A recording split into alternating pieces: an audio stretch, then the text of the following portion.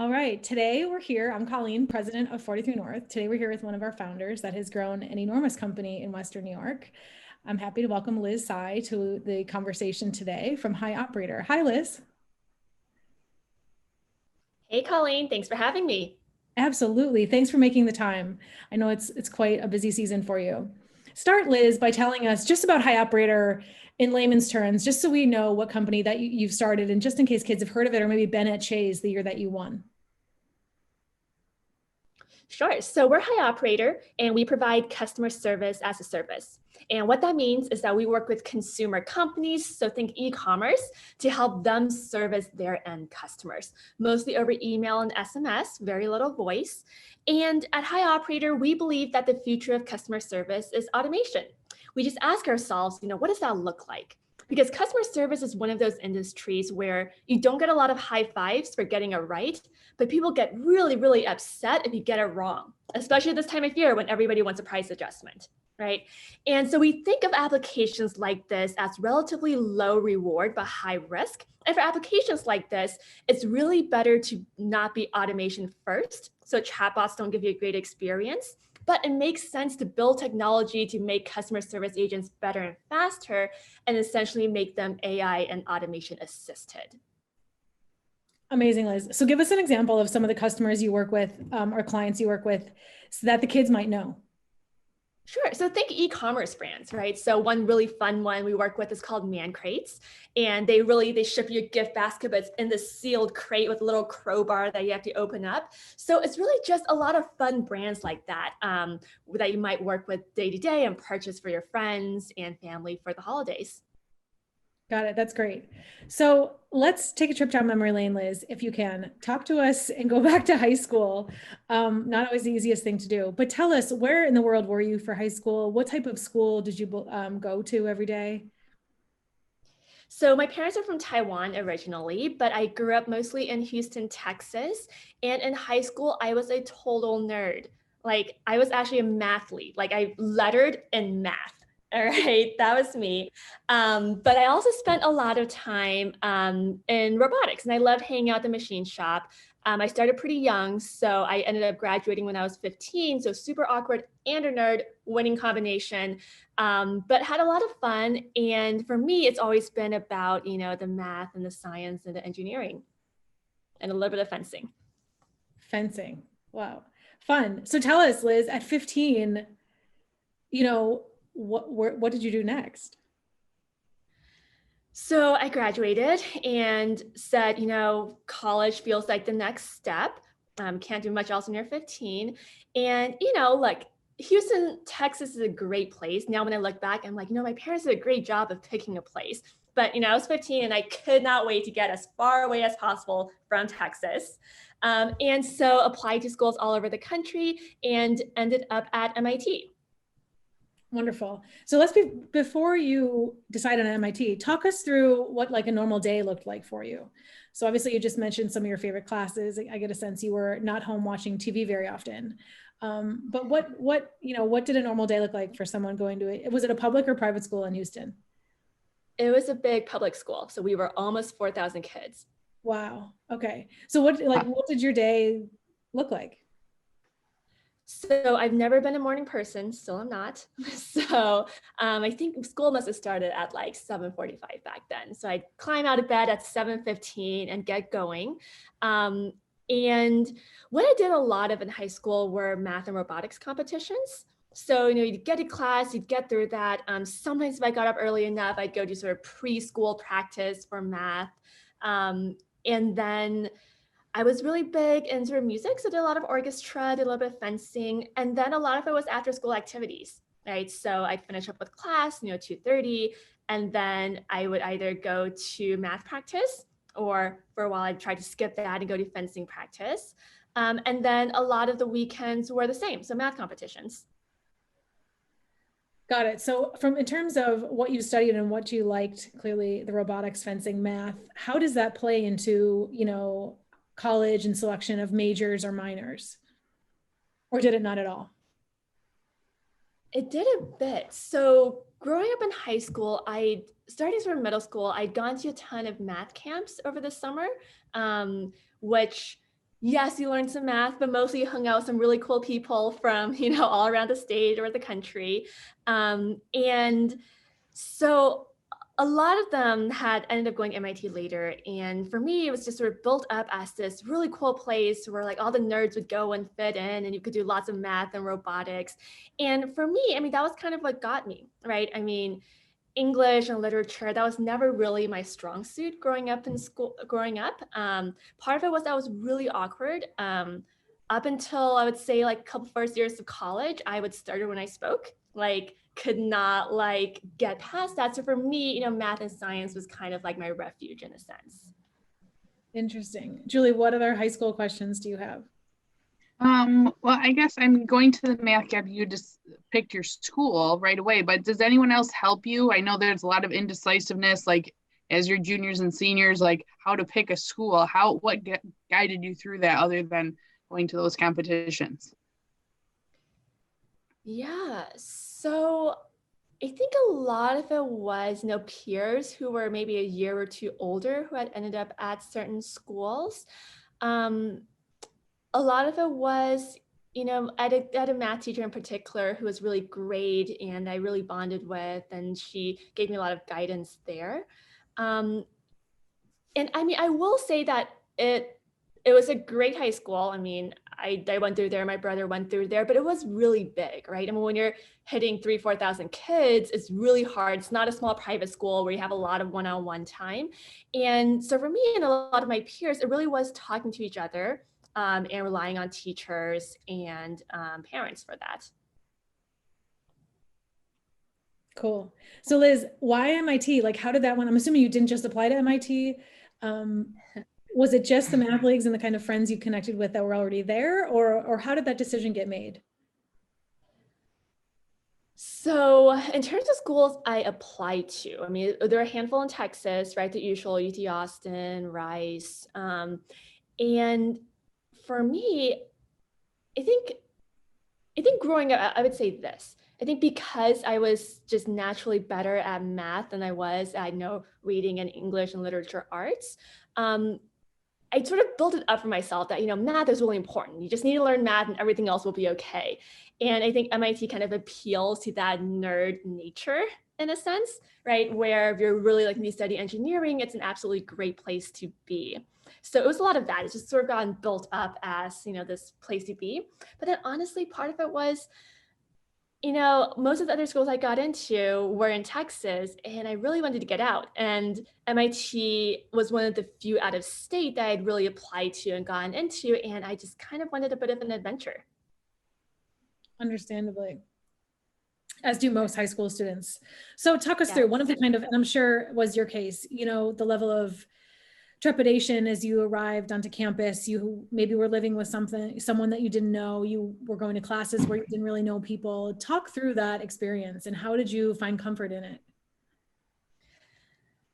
So I remember being so upset when I showed up as a freshman because there was one all-female dorm on campus and my parents had, sort of unbeknownst to me, like written a letter to the school saying she's 15, she needs to live in like the all women's dorm. And at MIT, there's this whole, the Greek life isn't as big at MIT, but every single dorm has a really unique identity and they almost run their own rush in a sense.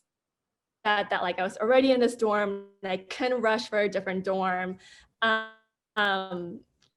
But showed up and spent honestly the first couple of weeks on campus testing. So I showed up and MIT accepts very few AP credits. So you show up and you actually have to test through the subjects that you want to test through. They don't just take your AP tests.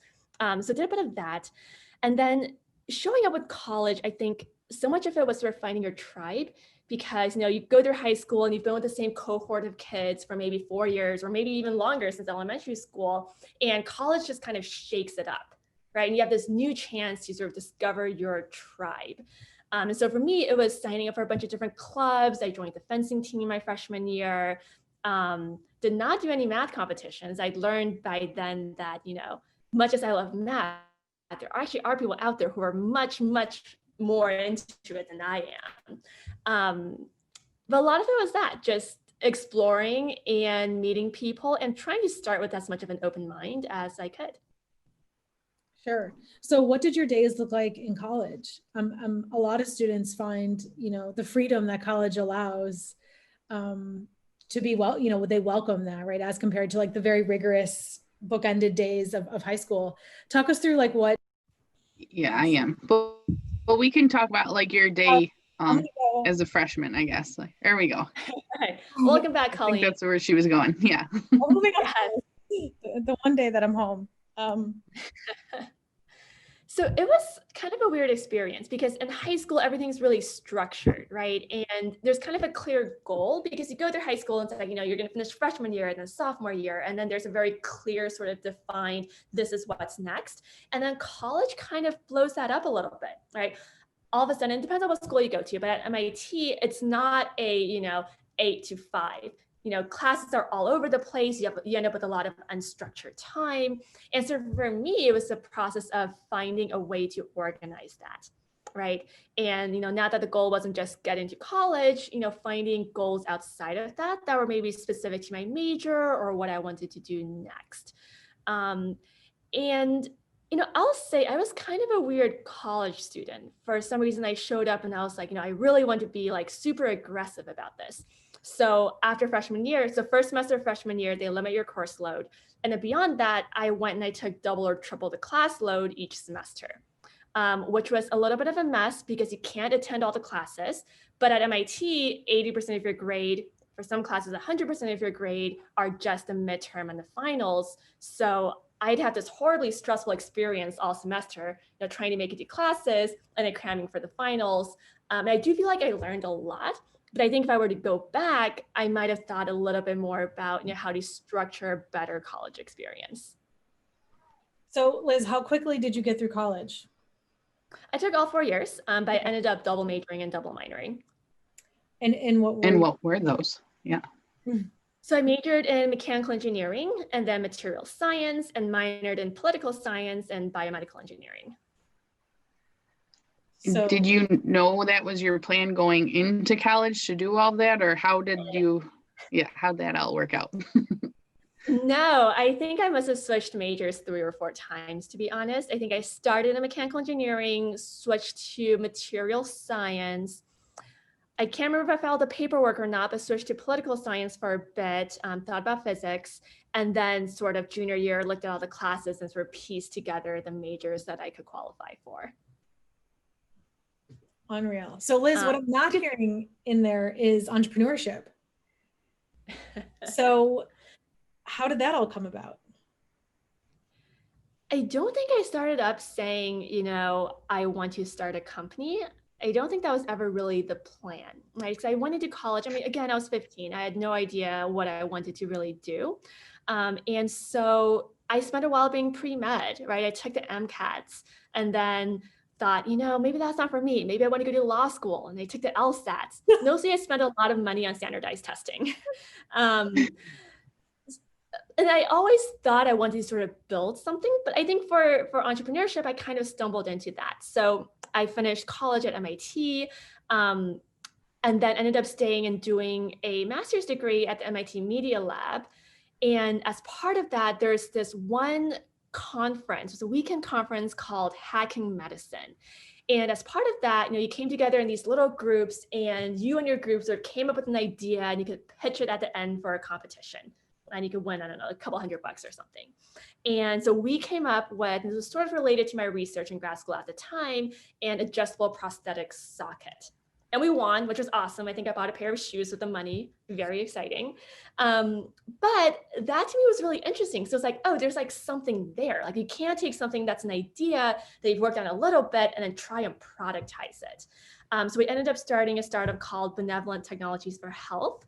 It's still alive. Jason, one of the co-founders at the time, is still running it. We actually just got our first patent issued. It's a long process, kids. Wow. But that was sort of like my first foray into that. And like we were in school and to some extent, I think I was sort of playing startup in a sense.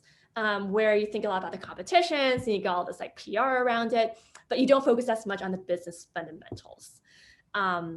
And so after grad school, I said, that was a really interesting experience, but I think I'd really benefit from just working at a larger company for a year or two, which I do highly recommend to anybody who's thinking of starting a company. There's some basics that are just super helpful to know. That's how I ended up in finance, physical commodities trading for a couple of years. Amazing. And what city were you in for that, Liz? So I started a job with them in Geneva, Switzerland. I'd never been, but they offered me the job and I said, sure, why not? Try something new, right? Ended up there for a year and a half and then in Singapore for a bit. Got it. So let's jump a little bit to, or Julie, do you have anything for college? I guess just the transition for grad school. I think some of our students would like to know, like, once you finish your undergrad, you went right to grad school, or that transition and what major you picked for that? If you could just speak on that for a minute. Yeah, I went right to grad school. And I think looking back on my mindset there, and I think this is sort of an overall comment that when I think back to, what I did through college and grad school, I would think about is, high school's a bit of a bubble. College can also be a little bit of a bubble. So thinking back to my mindset sort of junior, senior year, a lot of, fellow students or people who were a year or two ahead that I really looked up to because I was on campus, they were, grad students or, professors. And so I sort of thought, okay, like all the people that I really respect are, grad students and professors. Maybe that's the route that I want to go down, right? And for engineering, it really depends. I think if you're doing more of a practical master's degree, it makes sense to go and get a couple of years of work experience and then do a master's. I did a much more research-based master's. And so for that, what I actually did was ended up working in the lab my senior year of college. And then ended up applying into the same program, same lab, and getting into the same group for grad school. I think a lot of that is so important in that try and do research in college, because a lot of grad school admissions, it's not about the school, it's not even about the program, it's really about research fit. So finding the right faculty member and the right professor, because they really are there to teach and mentor students. Finding the right fit is how you find a grad program that you want to go into. And so for me, I really enjoyed where I was working senior year. And so ended up staying on with the same professor for grad school, during which I discovered that research is absolutely not for me. And why was that, Liz? I'm a really practical, tangible person, right? And that's sort of why I do HiOperators. I love that we can go from an idea to execution to results in a fairly short time frame. And obviously, there are iterations of short iterations that lead up to a longer term vision. But I really enjoy that tactile nature of the business. And I think with research, it really depends. It really depends on the industry and the field. But with research, it can be a little bit longer term, and it can be a little bit more abstract. I am not about abstraction. Yeah, I'm the same way. Like, give me a clear path and let's get things done, or let's see progress on a regular basis. Yeah. Exactly. Awesome. So some time in Geneva, Singapore, and then you came back to the States, I'm assuming for work, or what kind of brought you back home? Yes, so a friend from college, make friends in college, they always end up circling back to you. So I was in Singapore and I had a friend I was in college, who was in grad school, but we'd taken some classes together at MIT. And he had started a startup out in California, and they had just gone through this accelerator called Y Combinator, and they just raised a ton of money beyond that as well. And we'd always wanted to work together. I just have an incredible amount of respect for this kid. And so he actually emailed me a copy of my resignation letter until I came out and agreed to come out and work with him. Wow, that's amazing. So you went right from Singapore to the San Francisco. Yes, went to San Francisco, worked with him for a couple of months, and it ended up not being the perfect fit because he did parking analytics, and I am the world's worst driver / parker, not even joking. So it wasn't my passion, but what I really loved about it was the energy and the smaller team where, when you're in a finance company with tens of thousands of people, you don't feel like you can have the same impact as you do in a smaller company. So I really did enjoy that part of it. Got it. But I get a sense you were hooked on the kind of energy of the startup, not necessarily passionate about parking or the analytics around it, which then led you to start your own.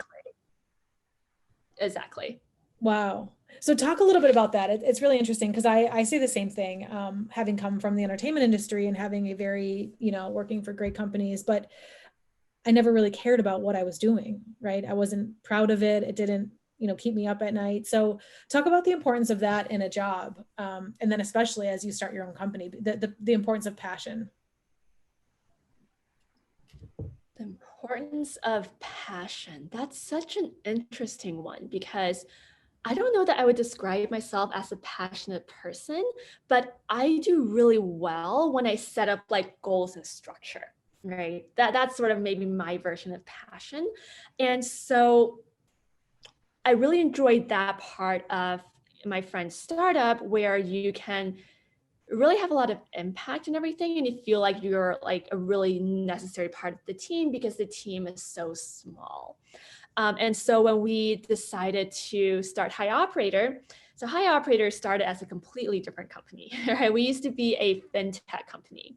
But then we had to sort of build up this idea of a product. And what you learn when you try and sell something is that ideas rarely work, right? And that's so important. You have to get out there and actually test your idea and talk to people, and not just talk to people, but try and get them to give you $1 for it, maybe more than $1. Yeah. So in that process, we were settled on what HiOperator was. And it was not an easy first year, right? Because you have this idea, and we were lucky. We had a little bit of funding from an accelerator. And then the hardest part, honestly, I think, is finding that initial bit of traction. Is that really painful process of you have this idea, you have to go sell it. A bunch of people tell you no, but they don't even tell you no. They just like stop responding to you. So you have to like come up with something else and like try again. And that's really, I think, the initial part of a startup is to try and iterate on that as quickly as you can.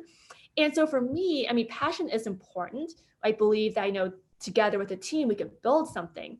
But I think more importantly was we just decided we were going to do it. Like, we just stopped asking ourselves, are we doing this or not? And we said, we're going to do it. And like, we'll reevaluate like 18 months down the line. Let's just do it and see what happens. And what happened? Who's your team of we? And then what happened? So at the time it was myself and then a co-founder. So another friend from school. And we had a couple of early employees who were working for like nothing. Right.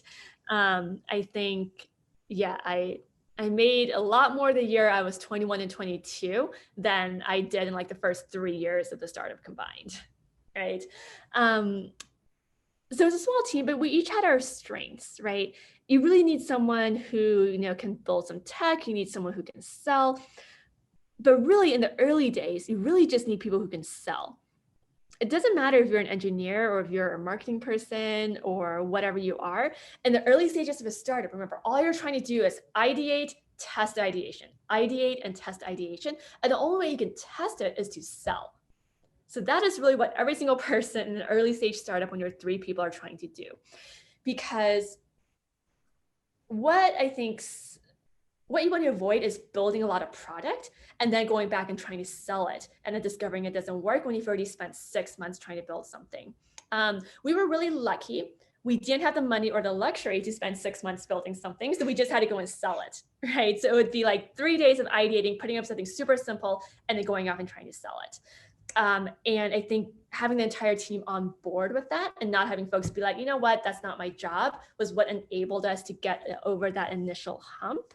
And then we just decided to start doing it. I mean, we did not have a super easy time raising our initial money. We have kind of a weird business where it is a hybrid of both technology, software, as well as an operational component. That's not a super like attractive thing to raise money for when you're talking to mostly software only investors. So that first year was really important for us to be like, you know what, we believe what we're doing, or we're just going to go do it. And we sold our way to like ramen profitability, right?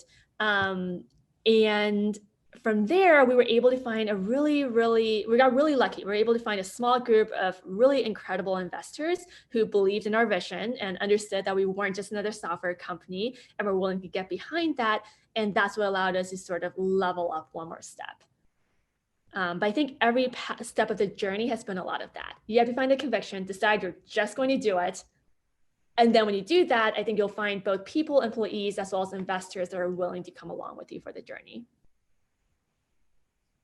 Amazing, Liz. So let's tie that path to then 43 North in Buffalo. So what was, the condition, or how big was the team when you had won 43 North and come here? And I don't get a sense it was much later than when you were just talking about, was it? It really wasn't.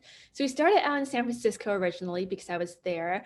And then one of our investors is Hearst, the media company based out in New York City. So we had sort of migrated east. I mean, for 2-3 years, I think every time we made a decision, it was just, is this good for the company or not? If it is, yes, we're moving to New York City, right? And then at the time, we were a really slim team. I think the core team that was in New York City was maybe 4 or 5 people. And then we had a small remote operations team, the people who use our software to help the companies. And it got to a point where we really wanted to be able to bring both our operations team and our core team under the same roof, because we were looking at, our tech team was building internal software for our operations team. So it really made sense to try and get them under the same roof so they could really close that feedback loop. There's nothing like being able to watch people use what you're building to really inform that. So we were in New York City and we heard about 43 North. And for us, it was kind of like the perfect combination of, okay, we can move some of our core team there. We ended up having a couple of members come out with us. We can hire for tech in Buffalo. We can also hire operational talent in a way that's a lot more cost effective to do than you can, in the middle of Manhattan. So that was sort of the initial start there. And for us, it was just kind of a no-brainer. It was what the company needed. It made a lot of sense. We didn't think it was that far away. Turns out Buffalo is very far away from New York City, but it was a great place to land and scale the business. That's really great, Liz. And we're so proud of everything that you've done. Julie, anything that I've missed thus far? I was just wondering if you had any mentors along the way, or people that kind of had some experience that helped your team out. Yeah, so many. And I have this issue with mentors where I have so many incredible mentors in my life, but then I get into this feeling of what do they see in me, and why are they working with the company, right? Which is a whole other sort of brain mental shift that I've been trying to go through, but it really is. So I came out of San Francisco, right? I had a great mentor named Jeff. He talked us through applying to YC, what a startup is. He really gave us a lot of the basics. And I remember when I had to fire my first person ever, he literally stayed up until 3 a.m, talking me through it, right? So I've had mentors who have helped literally on the nuts and bolts of things as simple and detailed as that. To folks that I've really benefited from talking through, do we move to New York City? What's Buffalo going to look like? Every time we've made a new hire, there's been someone in my network that I've been able to lean on and say, hey, we're looking for whatever it is, a VP of engineering, what should we be looking for? Because I think there's something to be said for, I think when you first start a startup, it's easy to start to think that, you're going to raise a lot of money and then you'll be okay, right? But raising money really just comes with a lot of obligation. And what I discovered early on was that you really can't hire your problems away. And we spent a lot of time trying to do that, whether it was operations or engineering or sales, trying to find that next key hire that would just make our problems go away. And I think what we found over time is that the core team really has to fully wrap their heads around what that role looks like before you can really make that next jump in the company's evolution. Amazing. So Liz, I'd like to talk about, because I think some of the students that are going to hear this may be future potential employees for you. Talk about the team that you've built here, the folks that you have hired, backgrounds that they might have, or things that they might have studied, skills that they have that make good employees at HiOperator. Mm-hmm. So there's sort of three core pillars to our team, right? We have operations, that's the biggest core. We'll come back to that one. And then we have sales, and then we have essentially tech, right? And the HR kind of hangs on the sides, works a lot with operations. When it comes to tech, we really hire two types of individuals. We hire really senior software developers who work with our core product, and they build that from scratch. But then we also hire what we call business process engineers. So we talked a little bit earlier about how HiOperator is all about building processes to automate the back end of customer service. So in order to do that, we've built the core product that allows you to build all these automations, but then a lot of it is actually putting together the actual automations. So saying, we're trying to accomplish a task, what are the bits and pieces that go into this? And a lot of this looks a little bit like pseudocode. So if this, then that, right? It's just a big diagram of if this, then that, and they can automate bits and pieces of that. So there we hire a lot of folks who are just really logical thinkers, that had a lot of luck with math majors and engineers, to be honest, who can come in and help us structure all of our processes. We think of it kind of like a digital assembly line, so structure our processes and then automate those. It's a good mix of process automation, as well as a little bit of JavaScript and coding. So there's a lot of that.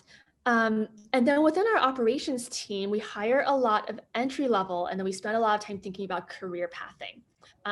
So our entry level operations associates are people who use our core technology to service our clients and their end customers. Right? So looking for folks who are really tech savvy, but really want to think in a fairly structured manner and are really big on customer service. Because our view is that by using technology, we can make customer service agents 4 or 5 times faster and make it a different sort of role where it looks more like you're supervising customer service workflows rather than sitting there and answering the phone one at a time. Yep. And as part of that, a lot of it is trying to career path. So our frontline agents, or we call them customer happiness engineers. And then above that, we have shift leads. So all of our shift leads are internal promotions. And above that, we have our account and operations managers. And there, about 50% of them are internal promotions, 50% of them are external hires. So it's been really exciting to see some folks really start out with us as frontline agents, and then over the course of a couple of years in Buffalo now come out the other end as account and operations managers. And I'll go on for just 2 more seconds on this. Sure, the yeah. one thing that we found a lot of as we try and develop entry-level employees internally is that a lot of success really comes down to 2 skills. One is just really excellent communication skills. This is something that I undervalued in college that I then spent a lot of time working on. I joined a debate team, which was super awkward because I'd stand up for 2 minutes and then sit down instead of going for like the 7 minutes, but got over that hump. So it's really good communication, being able to communicate both internally as well as externally with our clients. But then 2 is quantitative skills. And this, it's not that you have to be a math major. It's not that you have to, know advanced calculus or anything, but just the ability to think about what we do in a quantitative manner and build a Google sheet or an Excel sheet. That's one of the things that we try and work on a lot internally so we can grow our team members as they manage larger and larger teams. Because once you get past a certain number of direct reports, you really have to start thinking about things quantitatively because you can't think about it, one by one by one. Back to that math class, that math league. You don't need calculus for most of life, but you do need a lot of the basics. Awesome. Julie, I'm just conscious of the time. So any final questions for Liz? I guess, Liz, for our high school students, is there anything either you wish you would have done differently as a high school student, or is there any advice that you have for our high school students that led you to be, successful? I think the one sort of core thing that's actually gotten me really far is just to some extent, and I don't know if this is maybe naive arrogance to some extent, but just believing that whatever it is that you want to do, you can do, right? Because I remember having this realization in college where, MIT is filled with a lot of professors who have won a ton of awards, but then you'd go to their office hours or you talk to them and you'd realize that these are just people. Like they don't exist on a different planet. They're not on a level different. They're not on a different plane. They really are just people that have gone through everything that you've gone through. So whatever it is that you want, I think starting from the belief that you can get there takes you really far. That's amazing. And I think very appropriate as these kids are, sorting through some different and difficult times as we've hopefully close up the COVID chapter in 2020. Liz, thank you so much. This was wonderful. I know it's going to, fit really nicely in with the others that we did with founders in a very unique way. So thank you for your time. We really appreciate it. Thank you guys. Really appreciate you guys having me.